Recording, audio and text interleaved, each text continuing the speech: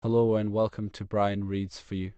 Today we will be reading Princess Sophia by Brian K. Eddy, with illustrations by The Horses.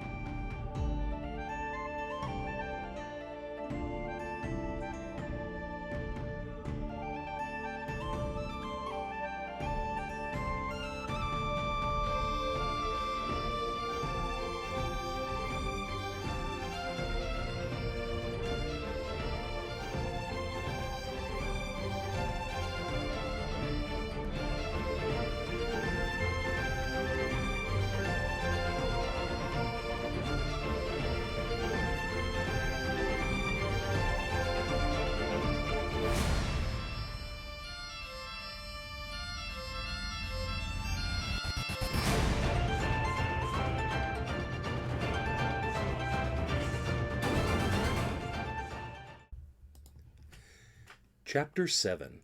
Learning from the Past.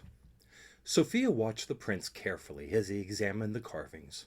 For 3 years around each summer solstice, she came here to guard against the Pisanyan invasion. A week at a time with nothing else to do but explore this single room and the central staircase. The decorations were not interesting to her anymore. Calvin, on the other hand, was very different from any man she had ever met. He was tall for a 16-year-old, thin but not skinny, and likely to grow into a large, strong adult. She found him to be intelligent and worthy of a little respect. His face was more round than oval, but in a way that made him look kind rather than childish. There was something fascinating about his smile, and how his eyes lit up each time he discovered a new story in the carvings. Sophia found herself smiling in return, and it felt nice. "Pisanyan," she called to him. "Yes, shadows," he said back with a chuckle. "Would it hurt so much to call me Calvin?" Sophia wasn't sure she wanted him to use her name just yet. After all, she was going to kill him half an hour ago. "When you've finished gawking at the pretty pictures, I need you to do something." "And what is that?" She beckoned with her hand and moved toward the central staircase.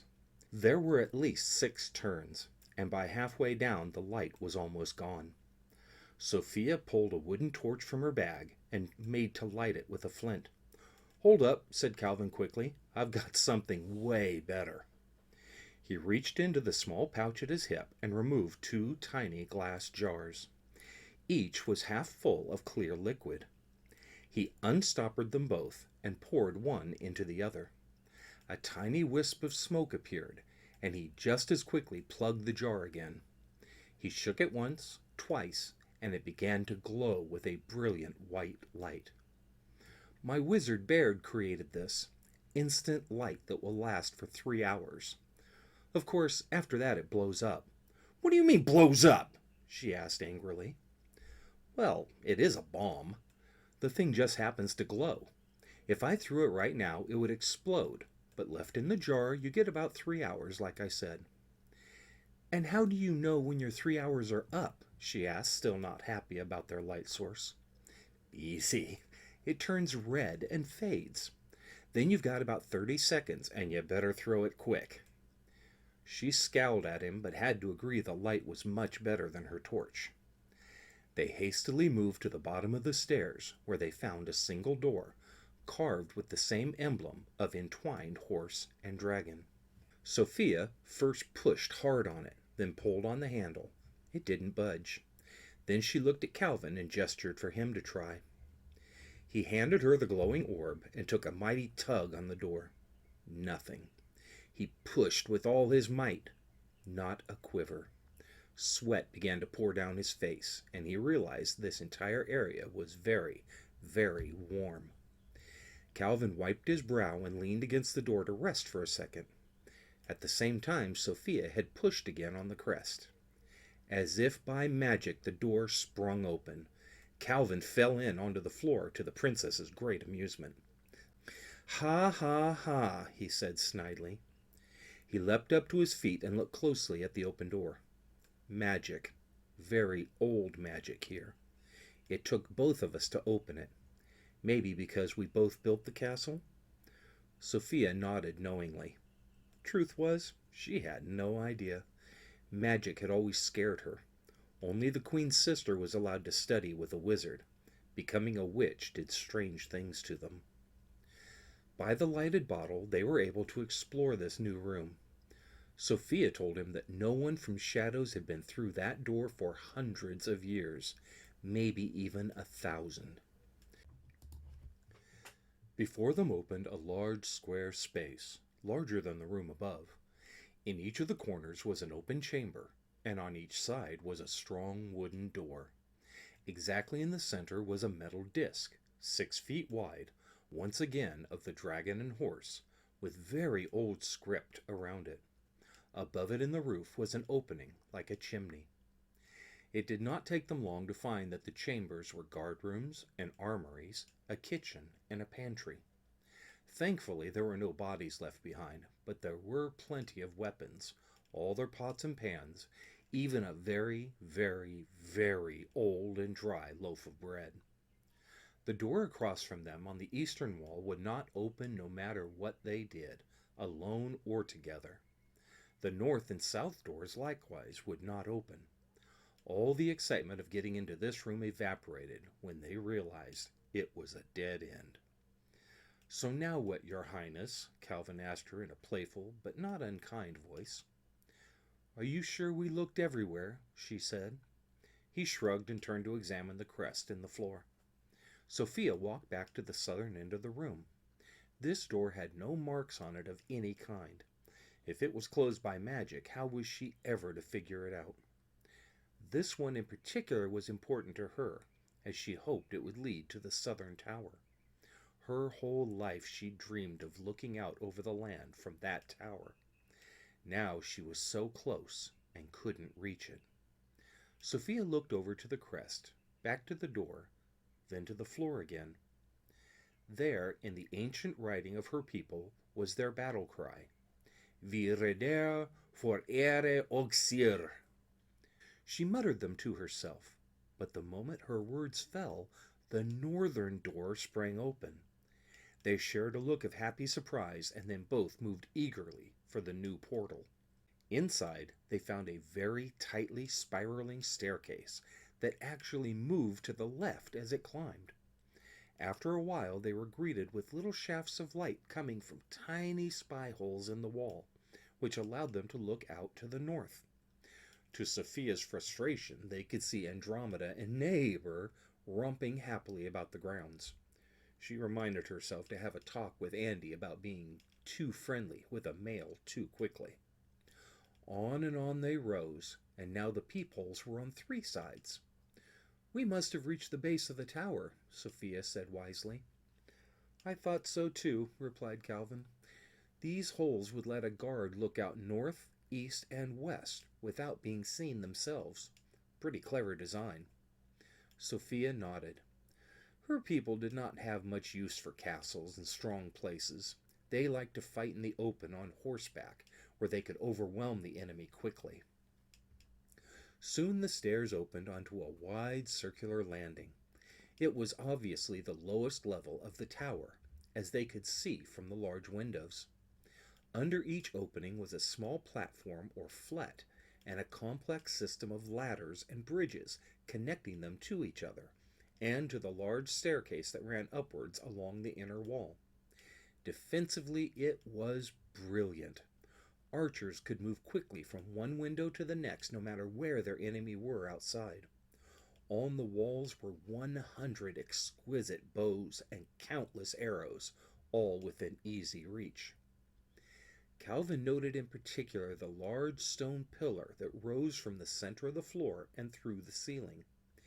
He was beginning to recognize Pisanya's way of hiding important things, and suspected that this was more than it seemed. The explorers moved past the Archer room up into a space with scorch marks all over one side. There had obviously been huge, intensely hot fires here on many occasions. Before Calvin could puzzle it out, Sophia spoke. "Boiling oil," she said angrily. "Castles often pour boiling hot oil down on our horses to drive us back. It is a terrible thing." Calvin recognized the room now.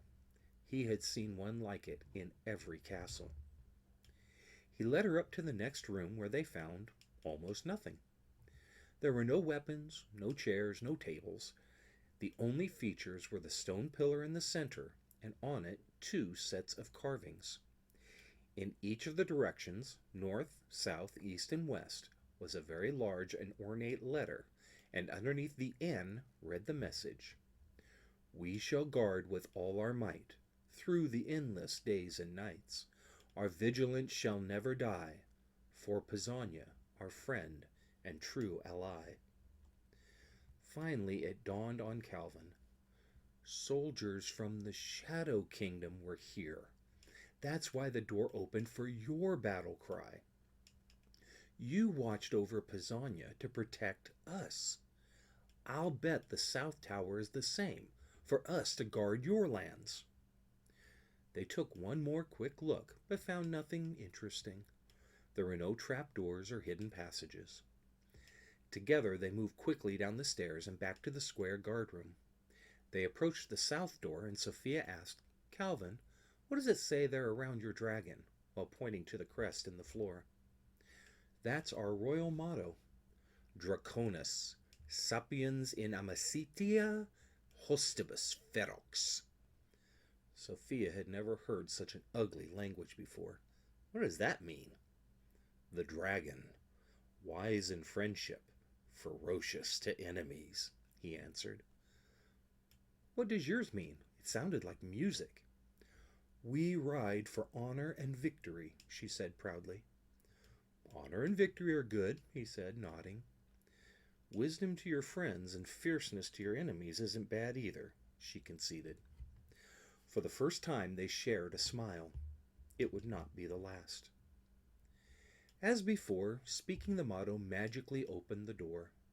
They searched out the southern tower and found it was exactly like the northern one, except there were no burn marks in the oil room. Sophia said it was because no one had ever attacked the castle from the south before, though it had suffered assaults many times in the first 100 years. Sometime around 175, after the fall of old Pacama, there was a long peace, and the secret of entering the towers was forgotten, until now. They did see one very odd thing, though. Suspended between the towers was a huge stone cauldron. Into it flowed a stream from the mountainside. Just before it overflowed, the cauldron would tip over, and all the water poured down into a drain directly below it. Neither Sophia nor Calvin could even guess what that was all about, and it occupied their minds to no small degree. Sophia spent a good long time looking out the window over her beloved Shadow Kingdom. It was a wide green valley nestled deep between the tops of the encircling mountains. She could see everything from the rivers to the great lake, and even her home, the royal stalls. Believing they had discovered all there was to discover, they went back down to the square room and made for the exit. However, just as Calvin stepped on the crest, he heard a small echo. He stopped and looked closely at the floor, stomped on the crest. Then he rushed to the armory chamber and pulled 2 spears. Tossing one to Sophia, he put the tip of his into a small hole in the floor, slid a helmet under the shaft, and pulled down with all his might. The edge of the metal disc rose several inches. "Quick," he said, "put your spear under the edge." She did, and then together they pushed down to lift the crest even higher. A blast of hot, stinky air hit them from the hole below, and as they jumped back, the plate fell sideways, coming to rest on the floor. Before them was a well so deep that it was completely black. On the wall at their feet was a ladder built into the stone. He grinned at her. Ready for another adventure? He asked. She grinned back and started down the ladder. Chapter 8. If Only I Could. Their descent seemed endless. Rung after rung they descended, and still nothing changed. By the bright yellowy light of Calvin's bottle, they could see the smooth glass-like walls all around them, and about 20 feet up or down. "How much further do you think?" asked Sophia. Privately, they were both happy there was no tremble of fear in her voice. "We can't go on forever. I say another 100, if you aren't too tired." His friendly jab was answered by Sophia grabbing his foot and yanking playfully. She didn't actually want him to fall to his death. Well, not anymore. However, she upset his balance just enough that both his feet came off the metal bar. He slid down and banged into her. She lost her own footing, and together they sped down the well, clutching desperately to the rungs flying upward. They managed to slow themselves just enough that when they hit the floor with a splash, 2 seconds later, it was only to a few bruises. 2 feet of very warm water had instantly soaked them to the skin. "What do you want to do that for?" Calvin spat. His words were like a whip to her. I'm sorry. I didn't mean to make you fall." Now the shoe was on the other foot. Just as Calvin had felt like a peasant when she ordered him into the castle, Sophia had never apologized to anyone but her mother and a few select teachers. It was a new sensation she did not really like. Overcoming her pride, though, was a very real fear that Calvin could have been seriously hurt, and regret that she could have caused it. In a steadier voice she said, "Calvin, I am very sorry. That was a stupid thing to do. Forgive me?" Where were these words coming from? Stupid? Forgive me? Should a princess say such things to anyone, even a prince? However, she could not deny that she meant every one of them. "Are you okay?" he asked gently. He reached down and took her under the arms. Sophia was shocked at how strong he was as Calvin lifted her to her feet and began to brush the water from her tunic. Thank you," she stuttered as he wiped a smudge of mud from her face. She looked deep into his eyes and felt woozy. "Okay, that's enough," she said sharply to both him and herself. "Let's take a look where we are." Wisely, Sophia had tied the light bottle to a braided string around her neck before starting to climb. It was safe after the fall, and now she lifted it to examine the space around them. The well was 10 feet wide and perfectly smooth. The floor was of metal and shaped like a cup. It rose up the sides about 2 feet, and there were countless bolts holding it in place. Water filled the cup to the brim, then poured out into a rough tunnel. Sophia stepped up the ladder a rung and then hopped into the tunnel, with Calvin close behind. They had not gone far before other branches split off in every direction. The prince pulled up short and began to think aloud. "We're going to get lost down here for sure. I don't have any string long enough. Maybe we could—" "Horse hearts," said Sophia calmly. "Do you still have one?" "Yeah, I still have a couple. Why?" He fished one of the juicy fruit from his bag and handed it to Sophia. "I used to draw on the walls with these," she said. She peeled a small sliver of skin from the fruit and rubbed it on the tunnel wall leading back to the well and ladder. It left a huge purple smear that dried quickly. "That won't come off without a lot of scrubbing, believe me," she chuckled. "Brilliant," Calvin replied. Now they were making real progress, always taking the time to mark their exit with the horse-heart skins. They always chose the tunnel that went the deepest, and by sheer dumb luck found the 3 most interesting rooms in the dungeons. Their chosen tunnel ended in a flat stone wall covered in stars. Calvin studied it for a moment, smiled, and then thanked his mother and professor for making him study astronomy. "See this constellation here?" he asked, "just below and around the North Star? That's Draconis." Calvin traced the markings with his finger. "Here is his tail, body, head, and right here, he pushed on one particular star, is his magical red eye. The wall opened before them, and Calvin looked smug. Magicians, wizards, sorcerers, magic people, they all reverence the dragon. Or you got lucky, snarked Sophia as she walked past him. Or I got lucky, he whispered to himself. Inside the large chamber were all the trappings of a wizard's haunt. Calvin recognized many of the items and potions from Baird's room back in Ictholane. They poked around carefully for a while. One never really knows what is safe and what isn't in a magician's chamber. Usually best to look but not touch. They were about to move along the tunnel further down when Sophia stopped them. "Did you hear that?" she asked. "Nope," Calvin answered without caring. "I heard a voice."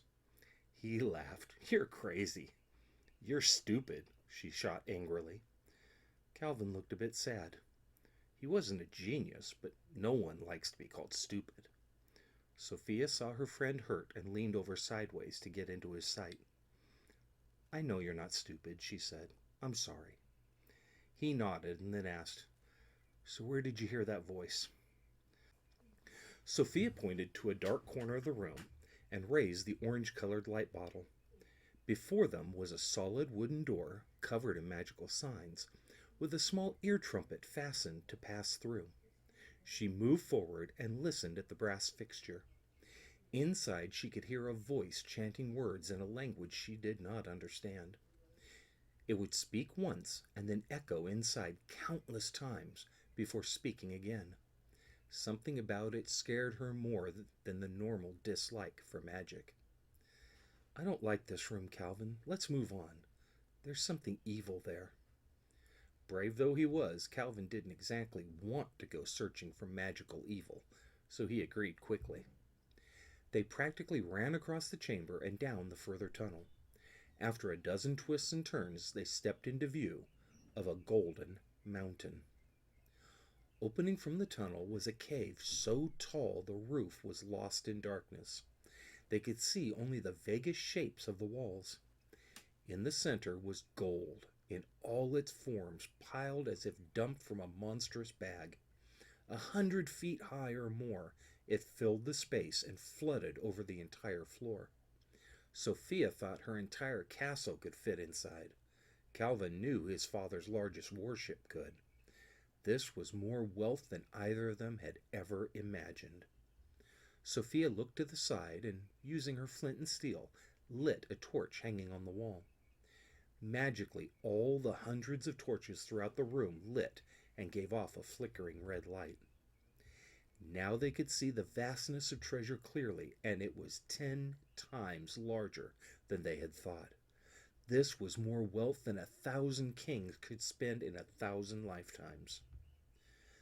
"My father would say this was nothing but an excuse for war," said Calvin. "My mother would bury it and never tell a soul." Deep down, they were both feeling the crazed effects of limitless gold. He looked over the hoard, then reached down and picked up a small book emblazoned with jewels and golden script. Calvin could not believe it. The title was in his own ancient language. He flipped it open and stared. Sophia looked at him in confusion. "What?" she asked quietly. "I know why Pisanio broke his oath." "What?" she screamed. "Why?" "You couldn't read the inscription up in the south tower. I could. I did not want to believe what it said. This book is from Pisanio to your Queen Sophia the First. It explains everything. Where the north tower spoke of guarding an ally, the Pisanio tower said this: We shall guard with all our might through the endless days and nights the only treasure I have known, Sophia the Queen, my love, my own." Calvin lowered his eyes to the book and read aloud. "Sophia, I have loved you since the day we met. I wanted to marry you, to be your king and you my queen. Together we could have brought peace and healing to all of old Pacama, brought all our peoples together again. I know that was also your wish. I also know that you desire to rule, as was your right. But the people no longer trust the House of Nostrum. They have chosen new leaders. You would rule by consent or by force. I do not share your desire for continued war. You cannot love both me and a crown taken by the sword. I cannot marry you. If the day comes when you would choose me, I will be waiting. Until then, my love is forever. They stared at each other for a long time. Neither knew what to say. It was all so complicated. Sophia the First and Pisanio loved each other. She wanted to conquer all the lands and rule like her father. He didn't think that was right. He could not marry her when she wanted something so wrong. It was sad and tragic. Then Sophia whispered, just to break the silence, "You know what this room is, don't you? It's a dragon's keep." "No, it's not," he replied, thankful to talk about anything other than love and broken vows. "Yes, it is," she insisted. "A dragon's keep is where it keeps its treasure." Calvin snickered. "A dragon's keep is where you keep your dragon." "Actually," said a deep, smooth, and somehow hypnotizing voice from above them, "you are both right. I have lived here for many centuries, and I certainly do keep my treasure here." The teens looked up to find a gargantuan black dragon hanging to the wall above them. His glowing eyes felt like fire. His voice sunk deep into their minds and almost paralyzed them. "I hear you talking about what you would do with my gold. Did you think it abandoned, ownerless?" They could neither speak nor move. "I assure you, no man or creature will ever take so much as a ring or lead penny from me. The only question is, shall I eat you both now, or save one of you for tomorrow's afternoon tea?" The hard, black, scaly head lowered toward them and turned sideways, smoke dribbling from his nostrils. The jaw opened wide enough to swallow a horse and encircled Sophia. It closed tighter and tighter until only her feet and flaming red hair showed. Then Calvin broke from the dragon's spell. Fast as lightning, he grabbed a large golden ball and shoved it deep into the dragon's nostril. The beast jerked slightly, but did not let go of the princess. Calvin then swept up a long scepter and crammed it even deeper into the other nose hole. It twitched all over before opening its mouth wider than ever. Not for nothing was Sophia a princess of shadows. While Calvin had kept it busy, she lodged her bow between the dragon's tongue and upper jaws. In the seconds it took him to understand the pain and snap shut, she had leapt for freedom. Hand in hand, they ran for their lives back up the passageway. As they raced through the magician's room, Calvin saw a large, beautiful black cat. It was sitting atop a cabinet, calm as can be, watching first the two humans and then the pursuing dragon race by. It cocked its head a little, meowed to no one, and then lay back down for its nap, as if nothing special had happened. It was hard to see by the dim orange light of the bottle. They missed several of their horse heart markings and had really started to panic. The dragon seemed to always be just one turn behind. Fire and smoke sizzled at their legs. Eventually they reached a staircase climbing upwards. They knew this was not their original path, but they also doubted the dragon would let them go back and look, even if they asked nicely. Up they ran 2 steps at a time until it flattened out at the edge of a large canal. The water flowed to their left and then dropped into a shaft. Just beyond the opening they could see metal rungs stuck in the wall. "Come on!" Sophia yelled. They splashed through the water until it opened into the well. It was indeed where they had climbed down. Sophia swung herself up a few rungs, and Calvin was just behind. They were nearly halfway up when Calvin saw a red glow above. "The dragon is above us!" he yelled, and tried to hold Sophia back. He was wrong. The truth was far more dangerous. Hanging from the string around her neck, the little bottle of light had faded to a deep crimson red. In one motion Calvin whipped out his dagger and swung wildly.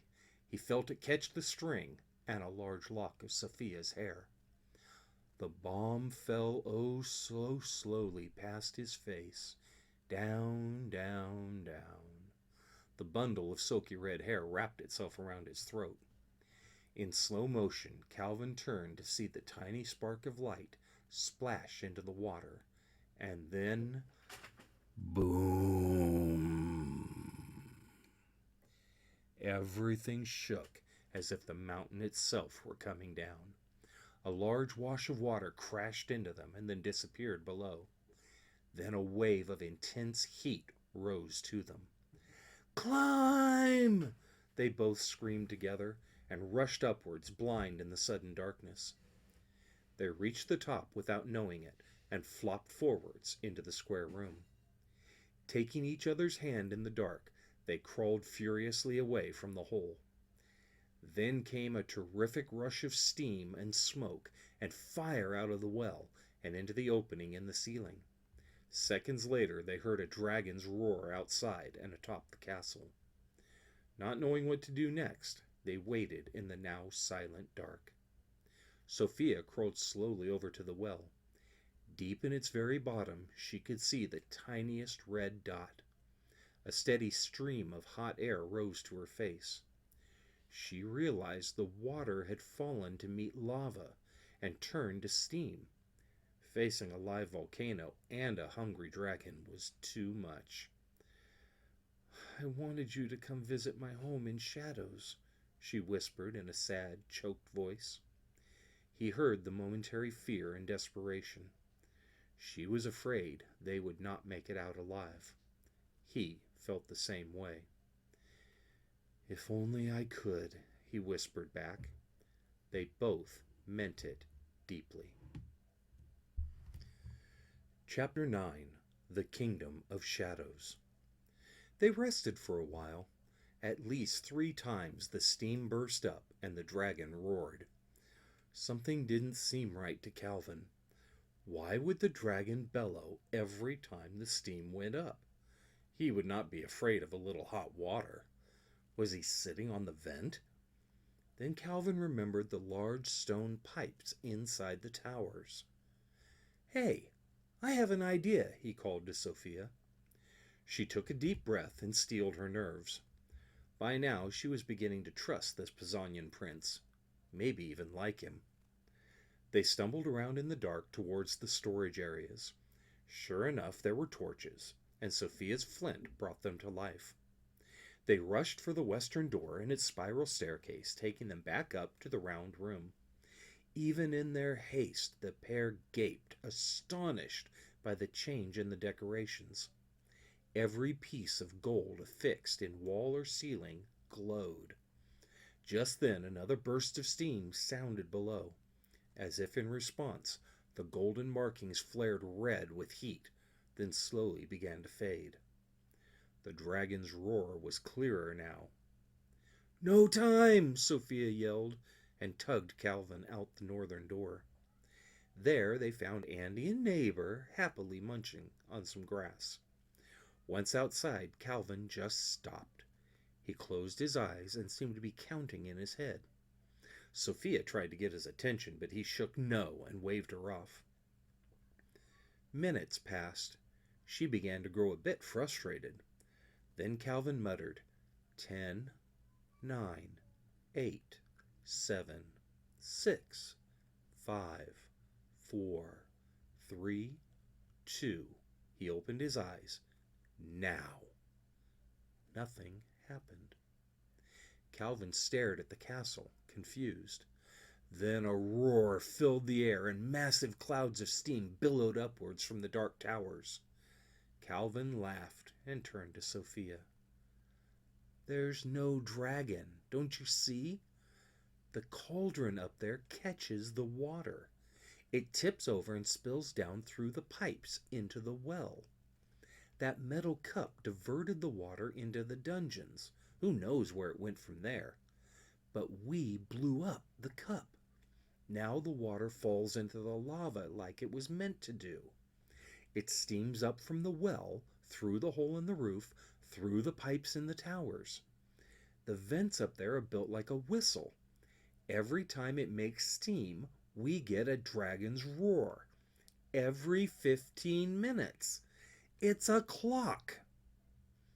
They both marveled for a moment at how ingenious the whole thing was. Then Sophia did something Calvin never, ever expected. She walked over to him, took his hand, and pressed the back of it to her forehead.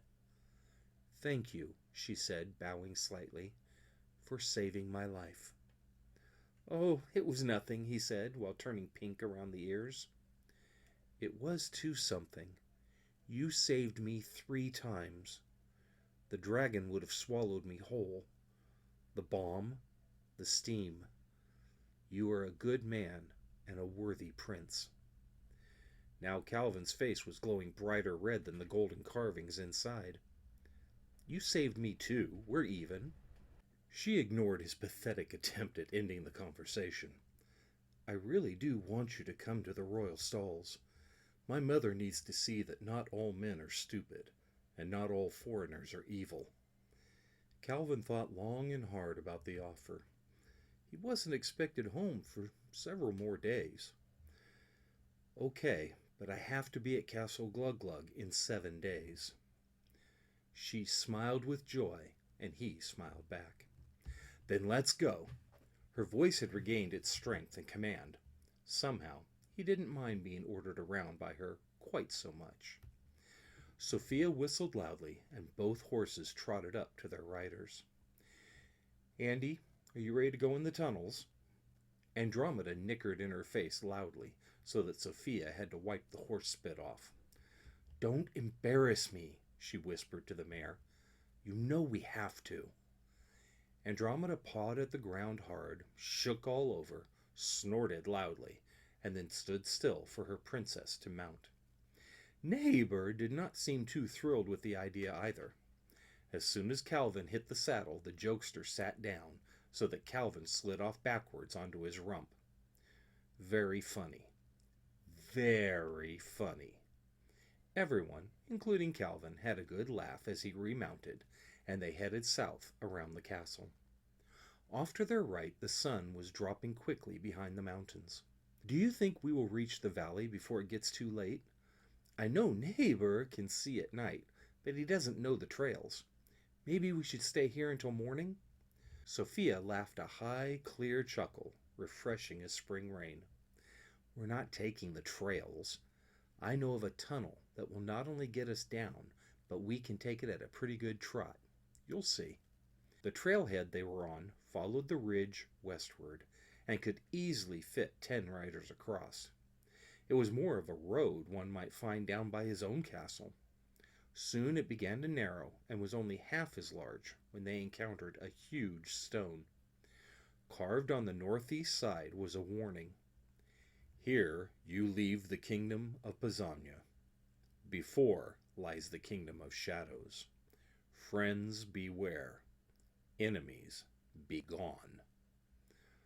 "Not very friendly," laughed Calvin. "I mean to change that when I am queen." She maneuvered Andromeda to the side of the trail, where a small, suspiciously clean rock sat. With a flourish, Sophia hopped from the saddle and landed on the rock. Instantly, the huge stone began to twist and spin sideways. Underneath was a very large bricked tunnel leading downward. Just like the trail they were leaving, 5 horsemen could go side by side. "Impressive," said Calvin. "But how are you going to close it again?" To his great chagrin, she urged Andy forward to a large stone slab. It was connected by chains to the ceiling. They carefully stepped up onto it, and once the horse's full weight took effect, the entire machine dropped to the floor. Behind them, the huge stone nudged back into place. Excellent engineering. I will have to send my builders to study your skills. Sophia beamed at the compliment. After a few short yards, the tunnel opened into a room even larger than the dragon's keep. Shafts of bloody red light streamed through holes in the roof. Here 1,000 horsemen could gather in preparation to storm out of the tunnel. Such a counterattack would overwhelm anyone trying to take the castle above. No one could imagine an army that size hiding underneath Vigilance. And now I see how you were able to hold this fortress for so long. Others underestimate us. They think we only understand war on horseback. We may not have much use for castles. That doesn't mean we don't know how to use them. They moved across the wide open space toward another tunnel on the opposite wall. Just before entering, Calvin reached for a torch from the wall bracket. Sophia's laugh was refreshing as a spring rain. We don't need that. I don't really like riding in the pitch darkness. Sophia looked at him quizzically. But we have our horses, she said. He looked at her as if she'd grown a third eye. She chuckled and shook her head before setting Andy into a light gallop. Streams of silvery dust flew from her mane and tail. The darkness fled as if the moon itself had appeared. Calvin looked down at Neighbor. A soft golden glow rose around him. With a loud whoop, he urged the stallion to chase down the moon. Sunshine exploded around them in the excitement. Neighbor had learned so much from his short time with Andromeda. Growing up apart from other shadow horses had been difficult. Now she could answer all the questions these humans could never even understand. Who he was, who he was meant to be. He loved Calvin and would do anything for him. But, if he was honest with himself, Neighbor wanted to visit his homeland more than anything. Now they were going, and it filled him with joy. The tunnel led downwards at a steady slope that their horses could gallop safely. Sometimes it made a long, easy curve to change directions. Other times they came upon a sharp cutback, which had to be taken at a walk. Despite his best effort, Calvin soon lost all sense of direction, other than they were dropping quickly. 4 hours at a quick gallop will tire out even a shadow horse. Andy was panting just a bit when they entered a small cave. Sophia pulled her up short, dismounted, and walked the mare over to a stone-cut cistern. A clear spring flowed from the wall into the bowl, and overflowed to wander a path down through the tunnel. This is Holly's spring. When our first queen led her people into the valley, they were desperate. Several had died of thirst in the crossing. The royal horse smelled water from a great distance and led them directly to where it flows from the mountain. Years later, a great explorer followed it through the dark and back to this spring, which he named in her honor.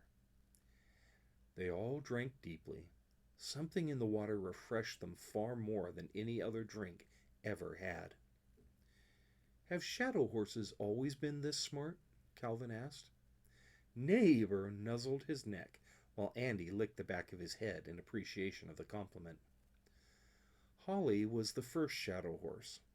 Legend says the court magician put a spell on her before Sophia and her people left Pacama for the mountains. We do not know if that is true. Holly was indeed a very smart horse. Soon it was time to move. They remounted and continued down the same straight, smooth tunnel. Now Calvin began to see other branches joining theirs and breaking off in all directions. Sophia, all these tunnels are really big. You could move a lot of people through here very quickly. Do you think... We will not talk about that, Calvin. Her voice was strong and final. It also told him all he needed to know about who built the tunnels and why. They rode on in silence for another long stretch before coming to a crossroads. To the left, a passageway rose up quickly to meet them. To the right was another branch just like this one. About 20 yards ahead was a sheer stone wall. They walked carefully to the rock face. On it were many lines written in the language of shadows. Sophia spoke them slowly and clearly. The rock fell away, and Calvin got his first glimpse of the kingdom of shadows. A grand sweep of grass, gray in the moonlight, spread everywhere he could see. Countless flowers of size and shape he had never imagined danced everywhere in the light breeze. A blast of cool, sweet air almost bowled him over. "Welcome to my home," Sophia almost sang, and danced off into the moonlight. Calvin was sorely tempted to join her. Everything here was perfect. Too perfect. Almost magical. Soon the princess looked up and called out, "It is after midnight, and we still have a day and a half of hard riding to reach the stalls. Let's sleep inside the tunnel. It's not always safe where the mountains meet the plains." The next day they set off at the earliest light and galloped across the grassy sea. Calvin noticed Sophia taking her bearings off what appeared to be a tower at the very edge of sight. "Yes," she said to his unasked question, "we built towers in very special places all around the valley. By moving from one to another, if you are smart and careful, you will never get lost." That whole day was joyful. Together they raced through the endless wildflowers and leapt dozens of streams. They talked and laughed and then rode silently, taking in the beauty. When night fell, they camped by a large river. Calvin caught some fish to roast, and Sophia shared a special bread that was sweet and chewy and tasted like honey. Neither of them wanted to sleep, but tomorrow was a big day, for the prince would finally see the royal stalls.